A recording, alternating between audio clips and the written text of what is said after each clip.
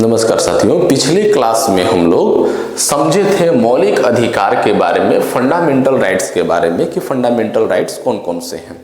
तो 6 fundamental rights के बारे में, मौलिक अधिकार के बारे में पढ़े थे कि भारतीय संविधान में, मूल संविधान में 7 मौलिक अधिकार था, अब 6 ही बचे हुए हैं, जिसकी चर्चा हम पिछले वीडियो में कर चुके हैं। यदि आप नहीं देखे हैं तो उस वीडियो को एक बार देख करके तब इस वीडियो को आप लोग दोबारा देखें, तब ज्यादा समझ में आएगा। तो आज हम लोग शुरू करने वाले हैं कि उन मौलिक अधिकारों में पहला मौलिक अधिकार यानी समानता का अधिकार, यानी अंग्रेजी में कह सकते हैं राइट टू इक्वलिटी, यानी अनुच्छेद 14 से लेकर के 18 तक। यानी समानता का मतलब क्या होता है? समान अर्थात बराबर, यानी सभी व्यक्तियों के साथ, चाहे समाज में वह निम्न स्तर का हो या उच्च स्तर का हो, आर्थिक, सामाजिक, सांस्कृतिक रूप से वो निचले स्तर में हो या ऊपर के स्तर में हो, प्रत्येक व्यक्ति की बात की जा रही है। यानी सभी व्यक्तियों के साथ अवसर, रोजगार, पदोन्नति आदि के मामलों में समान व्यवहार को संदर्भित करता है। कौन? ये हमारा समानता का अधिकार। चाहे उसकी जाति, धर्म, लिंग या जन्म स्थान कुछ भी क्यों ना हो, भारतीय होना चाहिए। भारतीय संविधान के में अनुच्छेद 14 से लेकर 18 तक अगर कहा जाए, समानता के अधिकार को ही दर्शाया है। तो हम लोग प्रत्येक को हम लोग समझते हैं बारी बारी से कि आखिर इसमें क्या क्या है। तो पहले शुरू होता है हमारा अनुच्छेद 14। अनुच्छेद 14 कहता क्या है? आर्टिकल 14 कहता है कि राज्य को किसी भी व्यक्ति भारतीय होना चाहिए, ध्यान में रखेंगे, के साथ साथ वह विदेशी भी हो। भारतीयों के साथ साथ क्या है? वह विदेशी भी क्यों ना हो। तो राज्य क्या कहता है कि राज्य किसी भी व्यक्ति को कानून के समक्ष समानता और भारत के क्षेत्र में कानूनों के समान संरक्षण से वंचित नहीं करना चाहिए। मतलब यदि आप भारत में हैं या भारतीय हैं या विदेशी हो, कानून के समक्ष, न्यायपालिका के समक्ष वो समान है, बराबर है।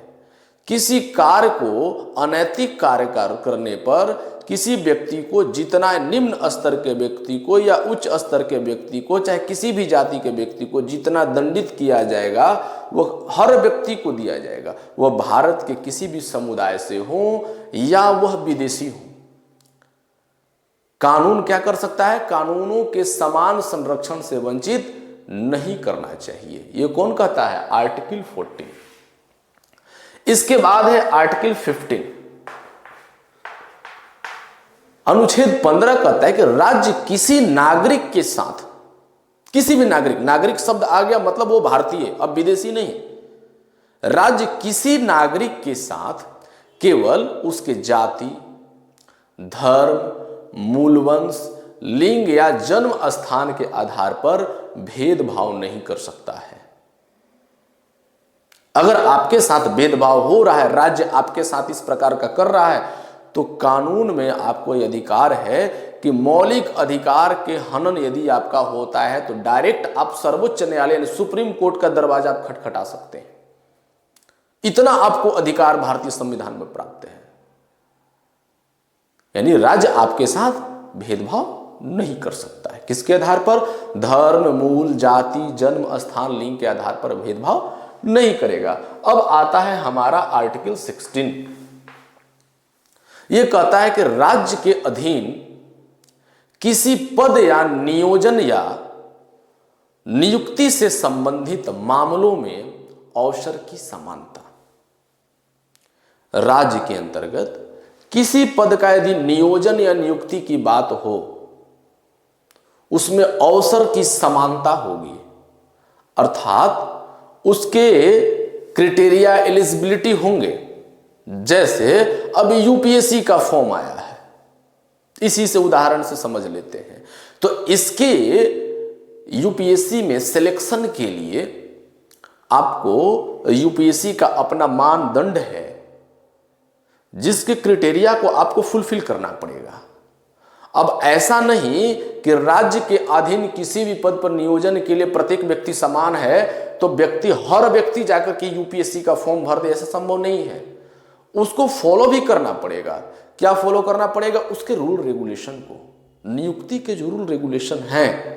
फॉर एग्जाम्पल की बात करें अगर हम लोग, जैसे मान लीजिए कि आप फॉर्म भरने जाते हैं तो फॉर्म भरने के क्रम में दिया हुआ रहता है कि आयु कितना से कितना होना चाहिए, आपकी क्वालिफिकेशन कितना होना चाहिए, फी कितना आपका लगेगा, आपकी हाइट कितनी होनी चाहिए, आपका फिजिकल कैसा होना चाहिए, मेडिकल, ये सब चीज उसका अपना एक क्राइटेरिया बनाया हुआ है। उसके मापदंडों को पूरा फुलफिल करना होगा आपको।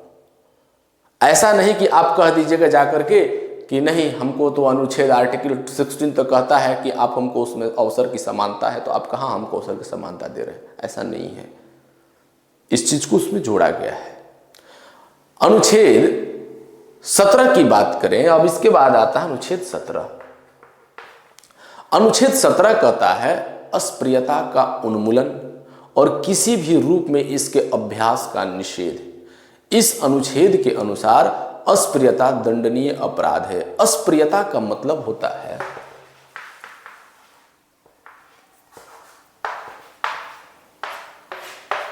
अस्पृश्यता का अर्थ होता है, अस्पृश्यता इसको कहते हैं, अस्पृश्यता ने अस्पृश्यता का अर्थ होता है छुआछूत। समाज में छुआछूत की भावना को प्रतिबंधित किया गया है। छुआछूत की भावना को जो लोग फैलाएंगे वो दंडनीय अपराध की श्रेणी में आता है। इसी पर देखिएगा कि कुछ दिनों पहले एक आया था, पढ़े होंगे आप, सुप्रीम कोर्ट का फैसला आया हुआ था। SC/ST एक्ट पहले आया था। उस एक्ट का मतलब यह था कि किसी भी SC/ST के व्यक्ति को आप उसके जाति सूचक शब्दों के साथ उसके नाम का इस्तेमाल आप नहीं कर सकते। ऐसा करना दंडनीय अपराध है। शुरुआत में इसमें था कि बिना पूछे ही सिर्फ उसके कहने पर आपको पकड़ करके, आपसे पूछा भी नहीं जाएगा, आपको 3 महीने के लिए बंद कर दिया जाएगा। आप समझ सकते हैं। तो ये था अस्पृश्यता का अंत। अनुच्छेद 18 क्या है? 18, इसमें कहा गया है कि राज्य के अधीन लाभ या विश्वास का पद धारण करने वाले व्यक्ति, लाभ या विश्वास का पद धारण करने वाला व्यक्ति राष्ट्रपति की पूर्व सहमति के बिना, मतलब राष्ट्रपति से पहले पूछना है, उसकी सहमति के बिना किसी भी राज्य की उपाधि, उपहार, परिलब्धियां या किसी प्रकार का पद स्वीकार नहीं कर सकता है।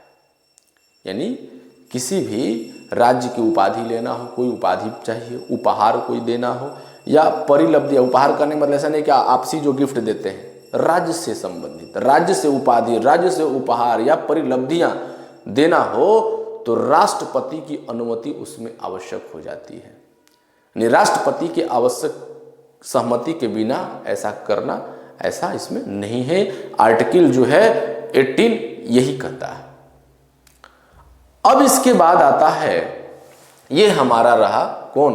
अनुच्छेद यानी 14 से लेकर के 18 तक समानता का अधिकार। स्वतंत्रता का अधिकार इसके बाद आता है। स्वतंत्रता का अधिकार की बात करें तो देखिए इसमें क्या क्या है।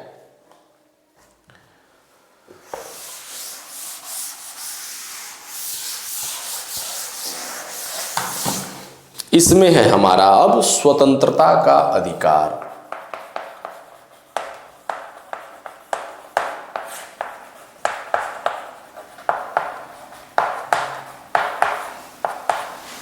स्वतंत्रता का अधिकार यानी राइट टू फ्रीडम।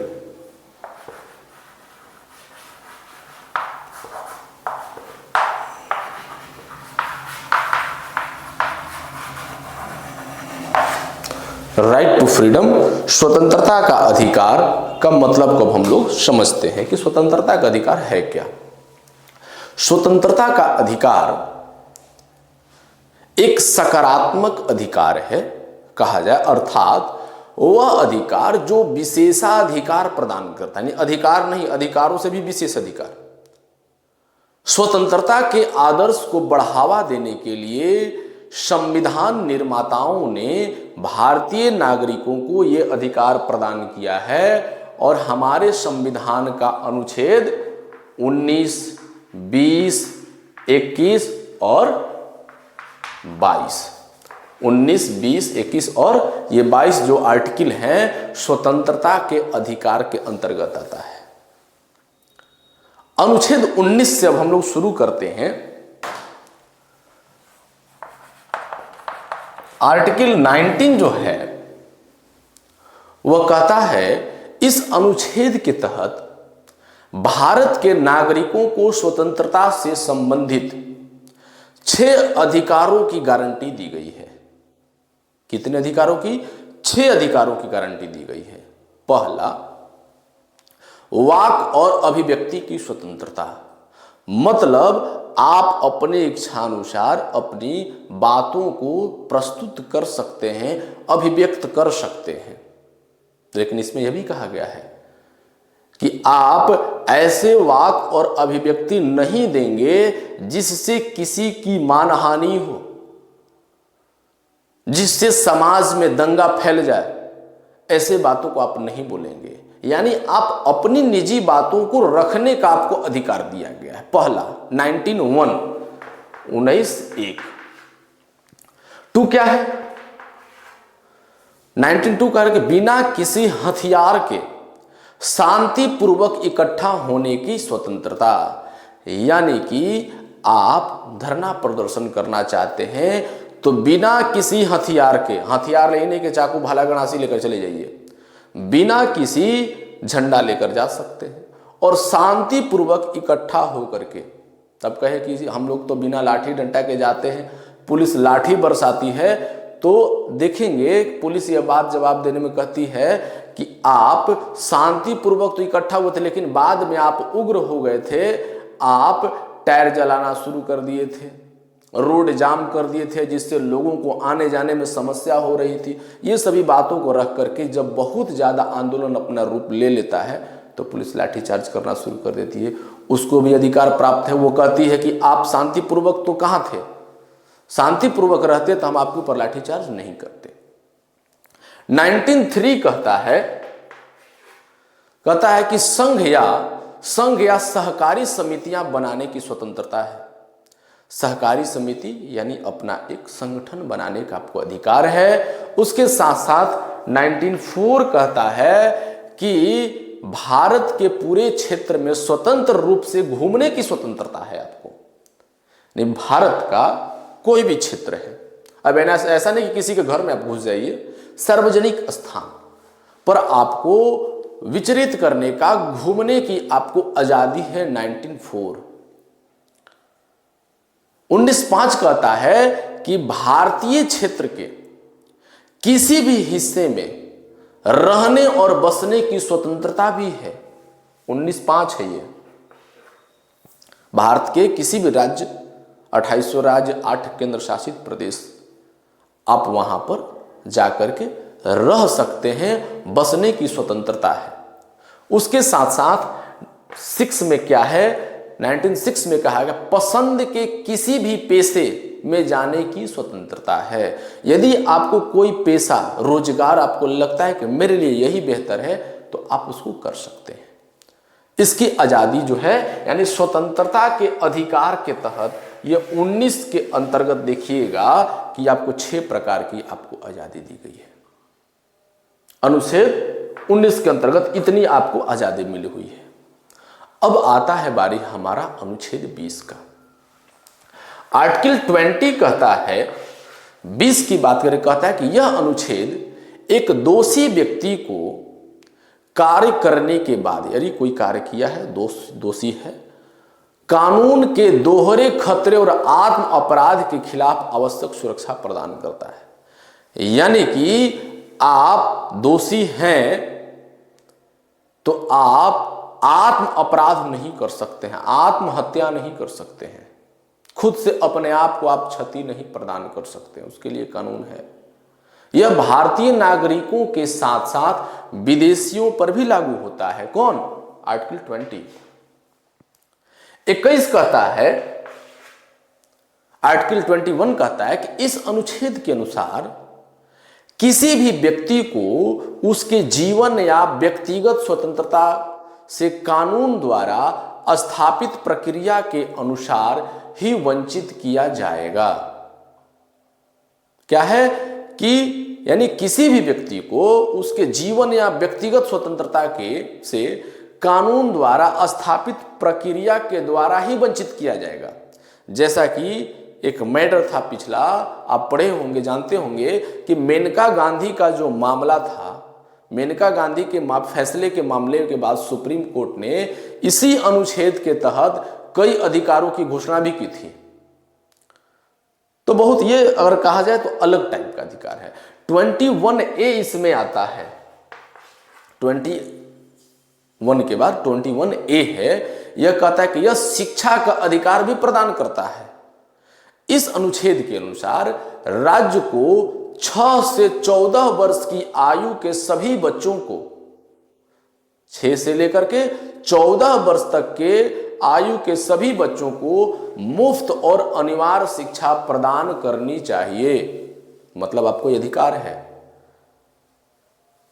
आपको यह अधिकार है कि आप 6 से लेकर के 14 वर्ष के आयु के बच्चों को राज्य क्या करेगी? मुफ्त शिक्षा देने का कार्य करेगी। इसके बाद है अनुच्छेद 22।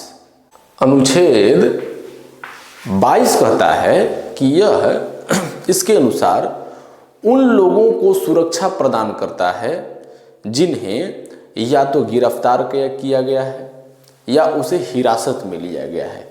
इसको डिटेल्स में सबसे लास्ट में आपको बताएंगे हम। तब तक फिर आगे बढ़ते हैं हम लोग। अगला आता है शोषण के विरुद्ध अधिकार। अगला है शोषण के विरुद्ध अधिकार।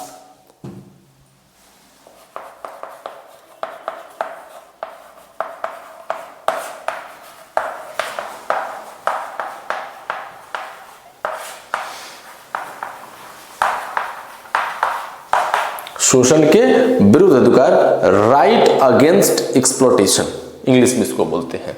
तो इसका मतलब है शोषण के विरुद्ध के अधिकार का तात्पर्य है यहां पर कि संविधान उन लोगों को यह अधिकार देता है, जैसे कहा जाए कि समाज के कमजोर वर्गों के शोषण को रोकने के लिए। समाज में देखते हैं जो कमजोर वर्ग के लोग हैं उन पर शोषण ज्यादा होता है, तो उन शोषण को रोकने के लिए संविधान निर्माताओं ने शोषण के खिलाफ अधिकार को मूल अधिकार में क्या किया? शामिल कर दिया। इसके अनुसार अनुच्छेद 23 में कहा गया है कि मानव तस्करी और किसी भी प्रकार के बलात् श्रम पर, बलात् कहने का मतलब बच्चों पर या जबरदस्ती काम करवाते हैं, कार्य थोपते हैं उसके ऊपर, जबरदस्ती ऐसे काम कराते हैं जिससे उसके शारीरिक रूप से उसको क्षति पहुंचती है, मानसिक रूप से क्षति पहुंचती है, तो बलात् श्रम सख्त प्रतिबंध है इस अनुच्छेद के तहत। और अपराधियों को कानून के अनुसार सजा दी जाती है। यह नागरिकों और गैर नागरिकों दोनों पर लागू होता है। भारत में यानी मानव तस्करी करना, बलात् श्रम कराना, यह जो है कानूनी अपराध है, ऐसा करना दंडनीय अपराध है। अब आता है आर्टिकल 24। आर्टिकल 24 कहता है कि 14 वर्ष से कम आयु के बच्चों को, 14 वर्ष से कम आयु के बच्चों को किसी भी कारखाने, खदान या किसी भी खतरनाक गतिविधियों में रोजगार देना इस अनुच्छेद के तहत निषिद्ध है। हालांकि यह अनुच्छेद उन्हें हानि रहित नौकरियों में काम करने से नहीं रोकता है। ऐसा नहीं है कि उसको जिसमें हानि नहीं है तो वो कार्य कर रहा है तो उसको रोक, ऐसा नहीं है। यानी कारखाने, खदान यानी जहां पर खतरा है उन लोगों को, तो ऐसे जगहों पर 14 वर्ष से कम आयु के बच्चों को किसी भी ऐसे खतरनाक गतिविधियों में रोजगार देने से वो निषिद्ध करता है यह अनुच्छेद। कौन अनुच्छेद? 24। अब आता है हमारा धर्म की स्वतंत्रता का अधिकार, यानी अगला अनुच्छेद है हमारा धार्मिक स्वतंत्रता का अधिकार। धर्म की स्वतंत्रता का अधिकार। धार्मिक स्वतंत्रता का अधिकार यानी right to freedom of religious. भारतीय संविधान के अनुच्छेद 25, 26, 27, 28, 25, 26, 27 और 28 के तहत नागरिकों को और गैर नागरिकों को, यानी जो विदेशी हैं, उनको धर्म की स्वतंत्रता का अधिकार प्रदान किया गया है। संविधान में धर्म शब्द को निर्माताओं द्वारा, संविधान निर्माताओं द्वारा परिभाषित नहीं किया गया है, इसलिए सुप्रीम कोर्ट ने इसके लिए एक समझ परिभाषा दी है और उसने कहा है, देखिए आर्टिकल 25 कहता है कि यह अनुच्छेद अंतरात्मा की स्वतंत्रता और सभी व्यक्तियों को समान रूप से धर्म को स्वतंत्र रूप से मानने, अभ्यास करने और प्रचार करने का अधिकार प्रदान करता है। यानी आप अपने धर्म का, चाहे किसी भी धर्म के हों, तो आप अपने अंदर से उस धर्म को मानिए, उसकी स्वतंत्रता और उसको मानने, अभ्यास करने, प्रचार प्रसार करने का अधिकार प्रदान करता है। कौन? आर्टिकल 25। अनुच्छेद 26 कहता है, 26 कहता है कि प्रत्येक धार्मिक संप्रदाय या उससे किसी भी वर्ग को निम्नलिखित अधिकार प्राप्त है। कौन कौन से? कुछ अधिकार प्राप्त हैं उसको। कौन कौन से अधिकार प्राप्त हैं? तो 26A में 1 में कहा गया है, धार्मिक और धर्मार्थ उद्देश्यों के लिए, यानी धर्म के उद्देश्य के लिए संस्थानों की स्थापना करना और उसके रख रखाव का ध्यान रखना। इसमें 26B में कहा गया, ये ए है, 26B में कहा गया है कि धर्म से संबंधित मामलों में अपने मामलों का प्रबंधन करने के लिए ही है। 26C में कहा गया है कि चल और अचल संपत्ति का स्वामित्व और अधिग्रहण करने का अधिकार है, इसी में है। जैसे चल और अचल संपत्ति क्या होती है? चल संपत्ति का मतलब होता है जिसको स्थानांतरित किया जा सके, जैसे कि आपका मोबाइल, लैपटॉप, घर के जो भी इंफ्रास्ट्रक्चर है, जिसको स्थानांतरित किया जा सके, एक जगह से दूसरे जगह उस संपत्ति को लेकर जा सकते हैं, पैसे को लेकर जा सकते हैं, वो आपका चल संपत्ति। अचल संपत्ति क्या होता है? जैसे आपका मकान, भूमि, जमीन जो हो गया आपका, ये सभी जो चीजें हो जी, रोड, सड़क, भवन, ये सब आपका अचल संपत्ति है। यानी चल और अचल संपत्ति का स्वामित्व और अधिग्रहण करने के लिए 26D कहता है, डी के अनुसार कानून के अनुसार उन संपत्तियों का प्रशासन करने के लिए अधिकार मिलता है। यानी कि आपकी जो संपत्ति है उसको आप प्रशासित कर सकते हैं, उस पर रोक टोक लगा सकते हैं, चूंकि वो आपका संपत्ति है। अब आता है हमारा अनुच्छेद 27। इस अनुच्छेद में कहा गया है कि किसी भी व्यक्ति को किसी विशेष धर्म या धार्मिक संप्रदाय के प्रचार या रख रखाव के लिए किसी भी प्रकार के करों का भुगतान करने के लिए बाध्य नहीं किया जाएगा। मतलब कोई व्यक्ति है, उसका धर्म या धार्मिक संप्रदाय कुछ भी हो, वो अपना प्रचार प्रसार रख रखाव के लिए किसी भी प्रकार के लिए टैक्स भुगतान करने की बाध्य नहीं है। मतलब यही बात आ जाती है, टैक्स बचाने के लिए लोग देखते हैं कि क्या करते हैं, धार्मिक ट्रस्ट का निर्माण कर देते हैं, मंदिर बना देते हैं, मंदिर के नाम से ट्रस्ट बना देते हैं और अपनी संपत्ति, आजकल तो नेताओं का तो कहना नहीं है, वो अपनी संपत्ति को टैक्स से बचाने के लिए, टैक्स चोरी करने के लिए ऐसा कार्य करते हैं। कड़वा है मगर सत्य है, तो उसको बाध्य नहीं किया जा सकता है। धार्मिक मामलों में टैक्स सरकार नहीं लेती है। बात आती है अनुच्छेद 28 की। इस अनुच्छेद के तहत कोई भी शैक्षणिक संस्थान हो जो पूरी तरह से राज्य के धन से संचालित होता है, यानी पूरा खर्चा भवन का, जमीन, शिक्षक, यानी जितनी भी चीजें हो सब खर्चा कौन देता है? राज्य देता है। तो उसे कोई धार्मिक निर्देश नहीं देना चाहिए। जैसे बिहार के किसी भी आप उठा लीजिए किसी भी सरकारी स्कूल को, बिहार सरकार के खर्चे से चलता है, तो वह क्या करेगा? उस स्कूल में किसी एक धर्म को मानने के लिए विद्यार्थियों को बाध्य नहीं किया जाएगा, धार्मिक निर्देश सिर्फ नहीं दिया जाएगा उसको। यह कौन सा अनुच्छेद है? आर्टिकल 28। अब आता है हमारा कौन सा? अब आता है सांस्कृतिक और शैक्षिक अधिकार। सांस्कृतिक और शैक्षिक अधिकार।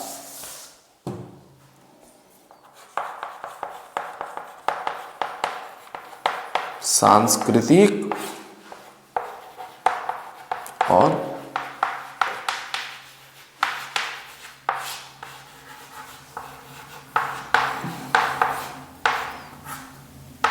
शैक्षिक अधिकार।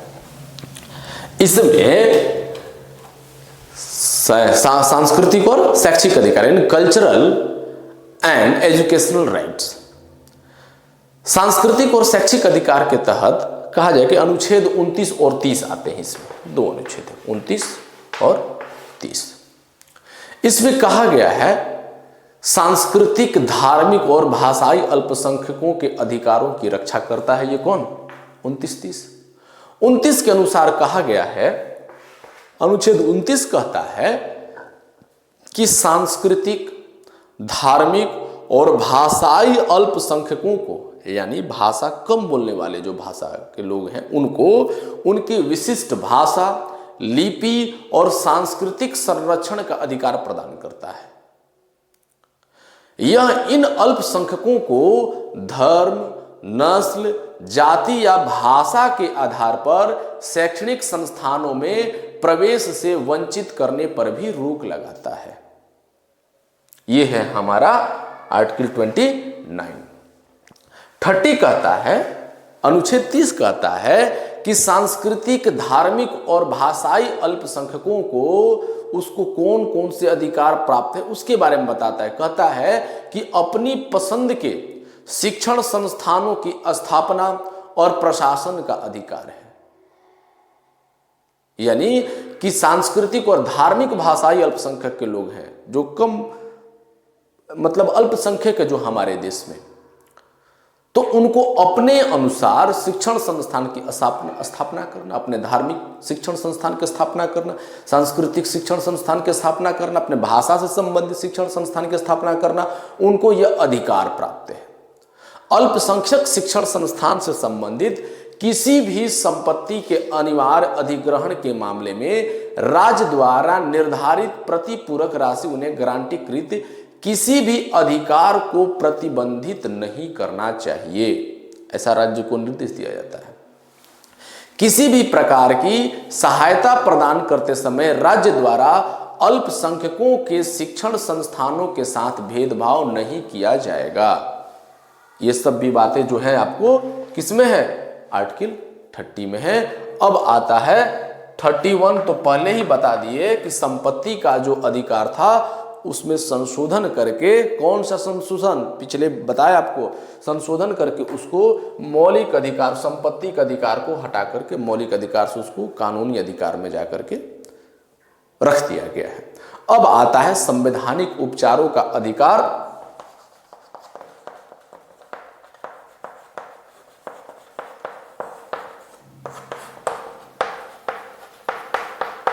संवैधानिक उपचारों का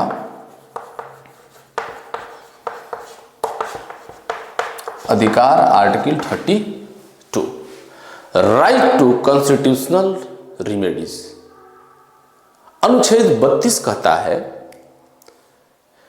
इस अनुच्छेद के तहत एक पीड़ित नागरिक जो पीड़ित हो कानून के दायरे में किसी भी मौलिक अधिकार को लागू करने के लिए सुप्रीम कोर्ट में जा सकता है। यानी भी किसी व्यक्ति के मौलिक अधिकार का यदि हनन हुआ है तो अनुच्छेद 32 के अनुसार वह डायरेक्ट सुप्रीम कोर्ट में जा सकता है। और यह संविधान की मूल विशेषता भी है। यह अनुच्छेद सुप्रीम कोर्ट को 5 रीट प्रकार जारी करने का अधिकार भी प्रदान करता है। 5 रीट इसमें प्रदान करता है। पहला क्या है, उसको कहते हैं बंदी प्रत्यक्षीकरण।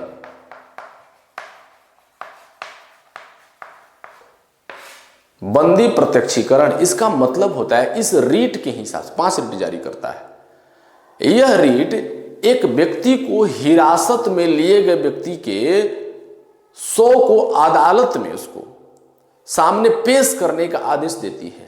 कब?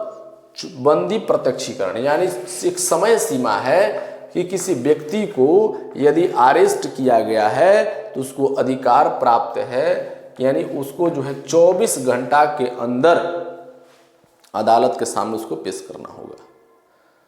ध्यान देंगे कि कभी कभी ऐसा भी होता है, इस बात को ध्यान में रखिएगा। अगर मान लीजिए किसी व्यक्ति को कोई अरेस्ट पुलिस प्रशासन किया, अदालत पहुंचने जा रहा है, वो कानूनी प्रक्रिया करने के बाद पहुंचते हुए 24 घंटा से ज्यादा समय नहीं होना चाहिए। इसमें एक और बात लिखा हुआ है, इसमें आने जाने का समय इसमें इंक्लूड नहीं होगा। जो डायरी लिखा जाता है उसमें मेंशन किया जाता है कि कब उसको वहां से लेकर गया, कब पहुंचे, उसमें वो सब मेंशन किया जाता है। अगला है, इसमें दूसरा रीट जारी करता है परमादेश। परमादेश का तात्पर्य है कि यह रीट सार्वजनिक अधिकारों को अपने कर्तव्यों का पालन करने का आदेश देती है जो वे विफल रहे हैं या प्रदर्शन करने से इनकार कर दिया है। तीसरा होता है प्रतिषेध।